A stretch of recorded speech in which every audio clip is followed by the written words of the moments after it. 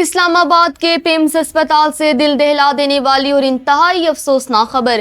پیمز اسپتال کے children ward کی نرسری میں ایئر کنڈیشنر کا کمپریسر پھٹنے سے ہولناک آگ بھڑک اٹھی، جس کے نتیجے میں نرسری میں موجود 14 سے 15 معصوم نومولود بچے جاں بحق ہو گئے، جبکہ شدید جدوجہد کے بعد صرف ایک بچے کو بحفاظت بچایا جا سکا۔ تفصیلات کے مطابق حادثہ صبح 6:45 پر پیمز اسپتال کے MCH وارڈ کی تیسری منزل پر پیش آیا، جہاں ایئر کنڈیشنر میں دھماکے کے بعد شدید آگ لگی جو لمحوں میں پورے نرسری وارڈ میں پھیل گئی۔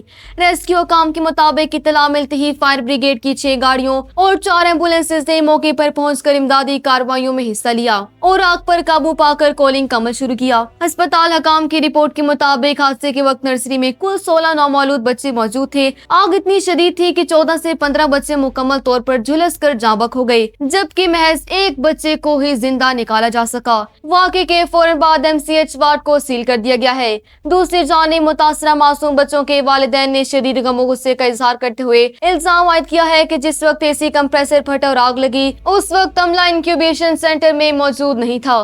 وفاقی وزیر صحت مصطفیٰ کمال نے واقعے پر رد عمل دیتے ہوئے بچوں کی ہلاکت کی تصدیق کی اور بتایا کہ دھماکے کے ساتھ ہی اسپتال کی بجلی معطل ہو گئی تھی۔